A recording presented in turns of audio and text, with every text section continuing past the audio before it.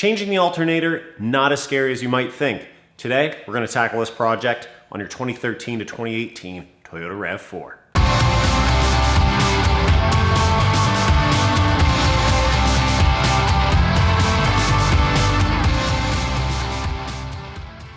Hey everybody, what's going on? I'm Mike Barker. Thank you so much for tuning in. And yes, today you are going to change the alternator in your 2013 to 2018 Toyota RAV4. Now, this might seem like a really scary project. Ooh, the alternator. This isn't an oil change. It's not changing your wiper blades. This is actually really easy, and when you see how it's done, you're gonna, you'll be so happy. The first thing you should do before replacing the alternator though is go around and check all of the electrical connections, just to make sure you don't have a corroded wire or contact point that could be causing some misleading electrical issues. Now, to troubleshoot this, you're also going to do a test to see how much voltage the alternator is actually supplying to the battery.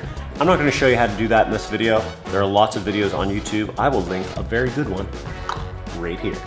Now hold up, before you go any further, disconnect your battery.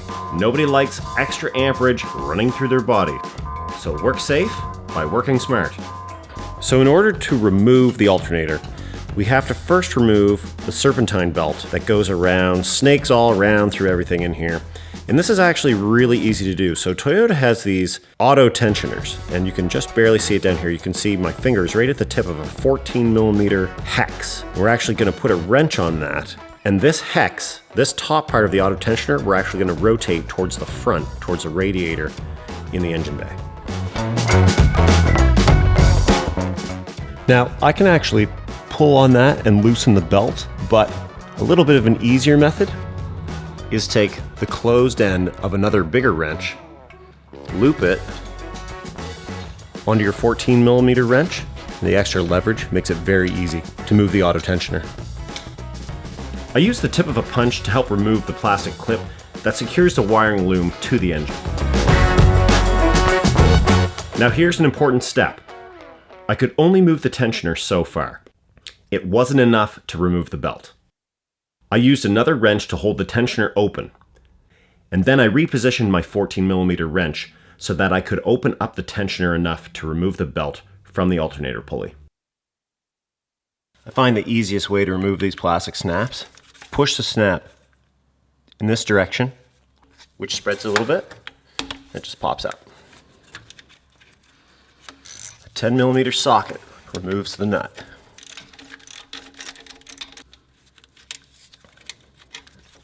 I'm going to put the nut back on just so I don't lose it.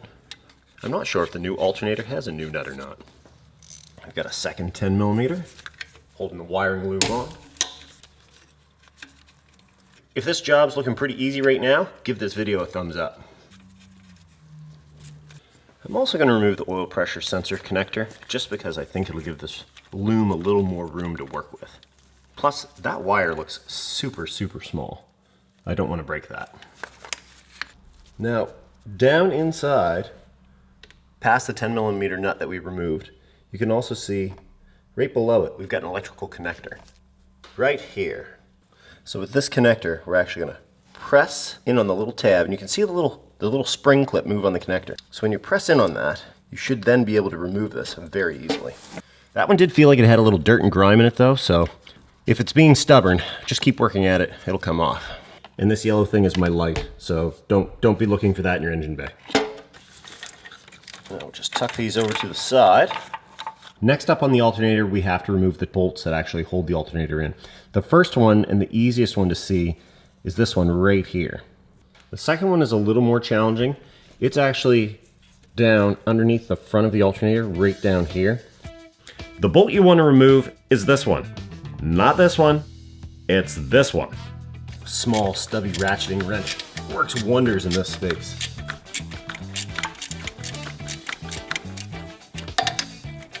Wow, that is one long ass thread.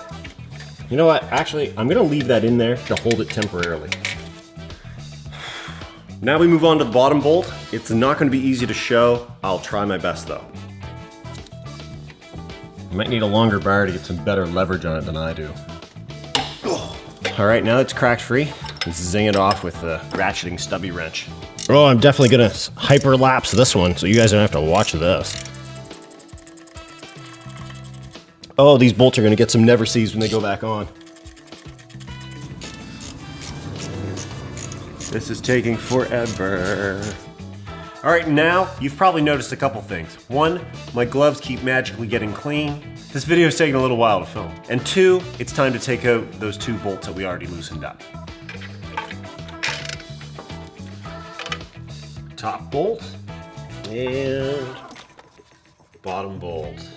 Earlier we disconnected the wiring loom from this bracket here. Now something else that I did that I didn't show on camera was I loosened this small bolt back here and moved this up just to gain a little more clearance when we pulled the alternator up out of the engine.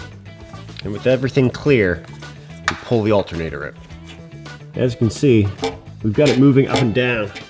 It's just pivoting on this top section, so we might need a little bar just to pry this off, because this is a pretty tight fit. All right, so using my pry bar, I'll just be gradually working the alternator off. And you can see we've got quite a gap back here now. Oh, there we go. Now we should be able to just lift the alternator in. Aha. Okay, now we've got our new alternator and our old one. Hold up, there's a problem. On the old alternator, this connector has a single pin inside of it. Note the, let's call it a D shape of the connector. On the new alternator, not a single pin, not a D shape. The moral of the story here though, don't bother installing things until you make sure you've got the right parts. But by the power of the internet, now I have the right parts. So what I ended up actually doing was going and getting a used alternator from my local scrapyard. Awesome. It saved me, oh my God, $1,000 Canadian for this brand new from Toyota. I got this one for a quarter of that. Now, if you're using a new alternator or remanufactured one, you're not gonna have to deal with this next thing that I did. What happened is that this threaded plug that's in the aluminum casting of the bracket on the alternator, it got froze in here. It's supposed to float a little bit. That's why there's a hex on the back side of it. Anyway, if you've got a remanufactured one, you're probably not gonna have to deal with this. If you're using a used one though, heads up. Like I said, that plug gets frozen in there. Aluminum tab, steel threaded plug. This should float inside here. And as you can see by the shiny part on the threaded section, that part is what was inside the bracket. This corrosion though, that's what was, giving us our headache. So there could be 2 ways around this. One, put some penetrating oil in here, see if that works. It's frozen together though. Good luck with that. 2, you could use some heat, try to get that going in there, but there's not a lot of area to work. Well, guess what? All you really have to do is take your file and knock the top of the threaded insert down. Kind of make it flush with the bracket, or just clearance it enough so that it can slide into the mounting point on the block of the engine.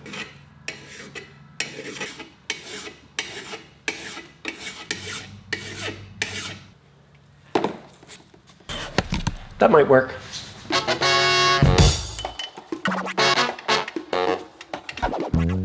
First bolt started, and we're just gonna zing that in until we know it's not gonna go anywhere. Then we'll start the bottom bolt. Now, like I kind of mentioned before, the bottom bolt, very difficult to see. Right at the tip of my finger right here. Right there. Now that we've got both bolts started, we're just gonna tighten them up. These stubby ratcheting wrenches are a lifesaver for this job.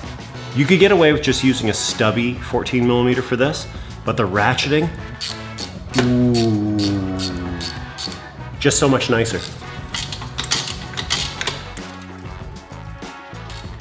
Now before we tighten everything up, I've gone ahead and actually put the belt back onto the pulley with a little bit of slack in the alternator before you tighten these bolts up. That'll actually help you get the belt back onto the end of the pulley. One peace of mind thing though, take a flashlight and just make sure that the serpentine belt is in all the grooves for all the pulleys that are part of that system.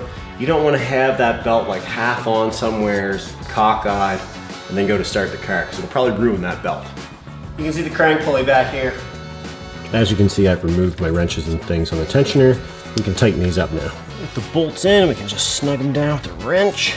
Pretty much between finger and hand tight here, folks. I don't have the torque value for these. If I find them, I'll post them in the comment section. All right, starting to sweat here.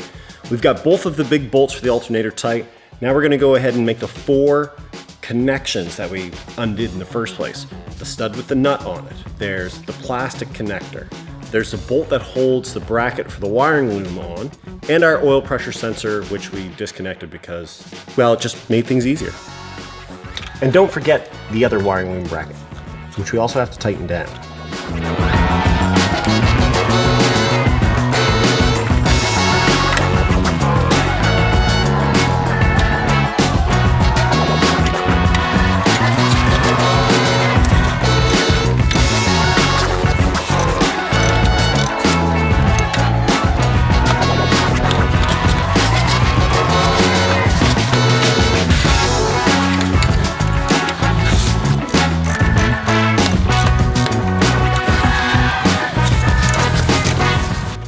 And last but not least, we're just going to secure this little bracket.